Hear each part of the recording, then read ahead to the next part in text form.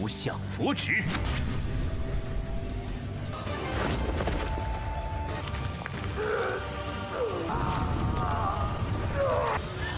老祖的金乌印，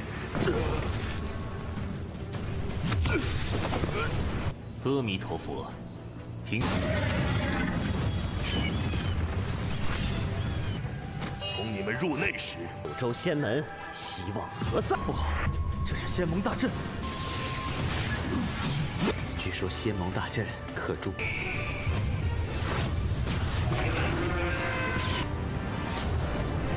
三式探九幽。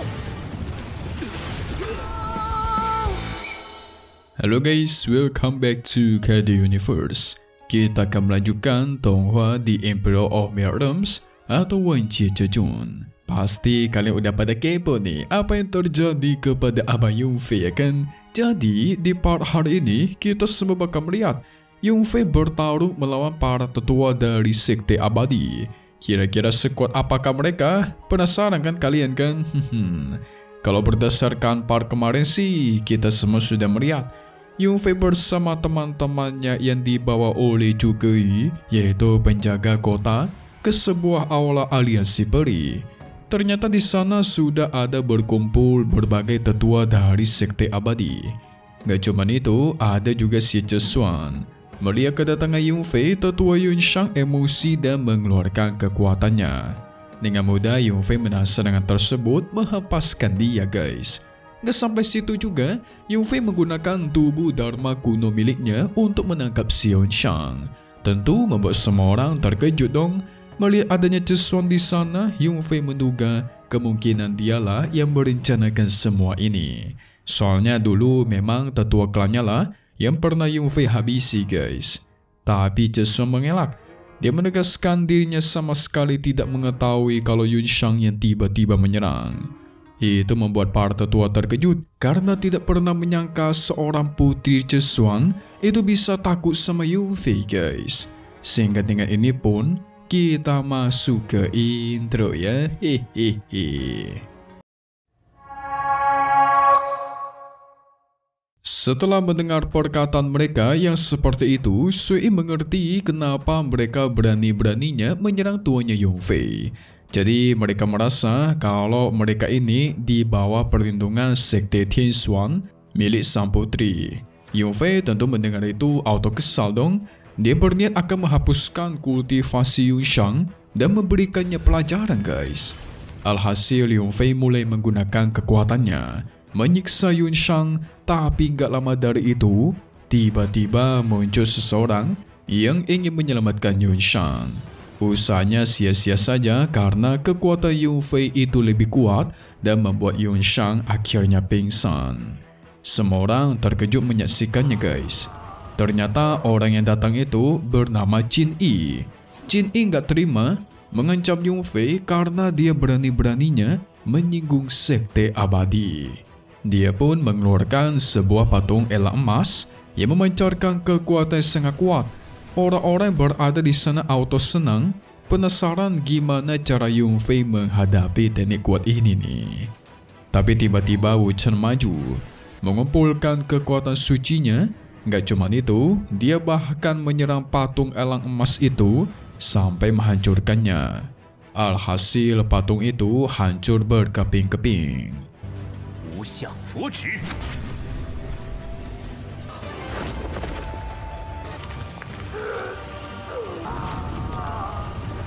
Jelas menyaksikan itu orang-orang terkejut guys. Ternyata segel emas milik Qin Yi bisa dirusak dengan mudah sama Wu Chen. Mereka menduga Wu Chen ini bukan orang biasa dan minimal ranahnya pasti sudah sangat tinggi. Tapi Wu Chen mengelak guys. Dia mengatakan kalau dirinya ya masih berada ranah yang jauh lebih rendah dibanding tuanya Yunfei. Tentu pernyataan tersebut membuat semua orang kurang percaya dong, menganggap dia sebagai seorang pembohong. Bagaimana mungkin ya kan, Wu Chen yang masih berada di ranah yang rendah itu bisa menghancurkan segel emas ini dengan mudah. Gak cuman itu, Qin Yi juga mengancam Wu Chen agar jangan pernah ikut campur karena ini adalah urusannya sama si Yunfei. Apalagi mereka adalah sekte abadi yang terkenal sangat kuat. 老祖的金乌叶，阿弥陀佛， Sui tertawa keras mendengar perkataannya sangat sombong. Dia malah menyatakan Wu Chen ini justru pengikutnya Yun Fei. Jadi pasti ketika tuannya diserang, otomatis si Wu Chen itu bakal turun tangan dong. Pernyataan itu membuat mereka terkejut lagi dan terkejut lagi. Gak pernah percaya Wu Chen yang rananya sudah sekuat ini, tapi masih menjadi seorang pengikut, apalagi mengikuti seorang yang sangat muda yaitu Yun Fei. Kalau Wu Chen sangat kuat, otomatis tuannya Yun Fei itu harusnya jauh lebih kuat dong. Wu Chen menyatakan kalau memang dia adalah pengikut Yun Fei. Apalagi kalau Yun Fei tidak menyelamatkannya waktu itu, pasti dia nggak bakal bisa sampai sekarang. 今日，我的确是公子的随侍。有如此修士为随侍， Linglong meledek para tetua guys. Soalnya mereka tidak bisa mengulik informasi lebih jauh mengenai si Yun Fei. Jin Yi semakin kesal akan hal ini. Yun Fei menduga dalang dibalik keributan ini semua itu pasti karena si Jin Yi. Soalnya sebelumnya ketika dia sampai, dirinya itu bersikeras menyelamatkan Yun Shang yang sedang disiksa oleh Yun Fei. Jadi mungkin mereka kerjasama nih guys. Ya, Jin Yi memberikan alasan. Dia datang setelah mendengar para tetua dari sekte abadi yang sedang dihajar. Jadi dia sebagai seorang ketua, gak heran dong tidak menerima hal tersebut. 你滥杀仙盟修士，明拿我于此，此你 人也太闭塞了吧，连这都。 Alasan tersebut tidak membuat Yun Fei menerimanya. Segera dia mengumpulkan kekuatan, menganggap kalau Jin Yi ini seorang yang sangat munafik. Tapi Jin Yi tidak takut. Dia masih mengira kalau dialah orang paling kuat di sini guys. Karena kultivasinya, rananya lebih tinggi daripada tetua lain.